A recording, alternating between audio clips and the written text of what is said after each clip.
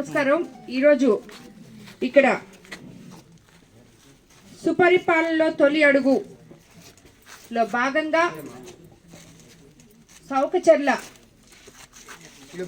గ్రామంలో ఎస్టీ కాలనీకి రావడం జరిగింది. ఇక్కడ ఈ కార్యక్రమానికి విచ్చేసిన తెలుగుదేశం నాయకులు, స్థానిక ప్రజలకి అందరికీ కూడా ధన్యవాదాలు తెలుపుకుంటున్నాను.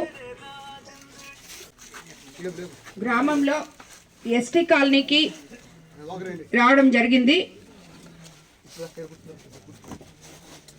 ఇక్కడ ఈ కార్యక్రమానికి విచ్చేసిన తెలుగుదేశం నాయకులు, స్థానిక ప్రజలకి అందరికీ కూడా ధన్యవాదాలు తెలుపుకుంటున్నాను.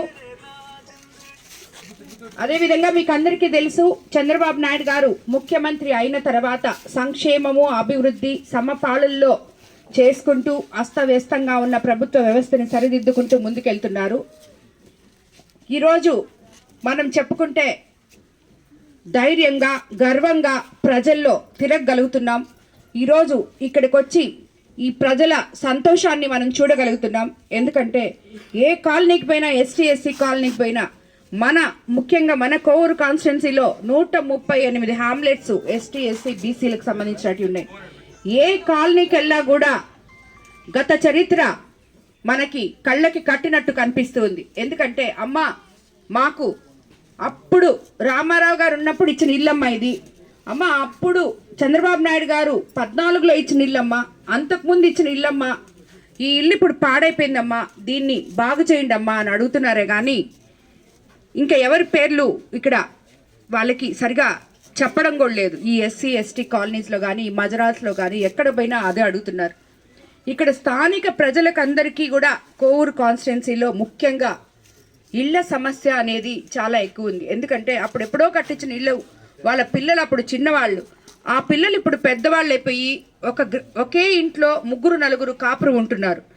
ఈ ఇళ్ల సమస్య ఎలాగ తీర్చాలి అని మేమందరము కూడా, ఎందుకంటే ఇప్పుడు నిన్న ఒక దగ్గర బుచ్చిరెడ్డిపాలెం దగ్గర ఒక దగ్గర జగనన్న కాలనీ ఉంది, దాంట్లో 750 ఇళ్ళు ఉన్నాయి.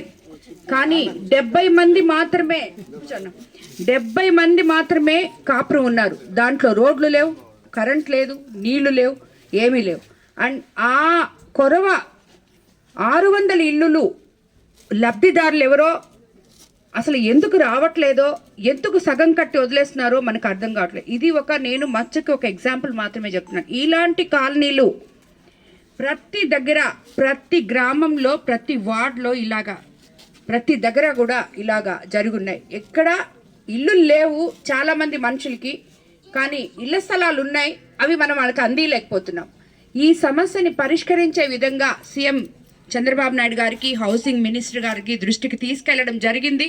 దాని మీద మనం డ్రైవ్ పెట్టుకొని ఉన్నాం. అతి త్వరలో ప్రతి ఒక్కరికి ఇల్లు వచ్చే విధంగా మనం చేస్తామని చెప్పి కూడా మీ అందరికీ తెలియజేసుకుంటాను. అదేవిధంగా మనం అధికారంలోకి వచ్చినాక ఏదైతే చెప్పామో, ఇక్కడ ఎంతోమంది రైతులు ఉన్నారు, ల్యాండ్ యాక్ట్ రద్దు చేస్తామని అది చేశాం.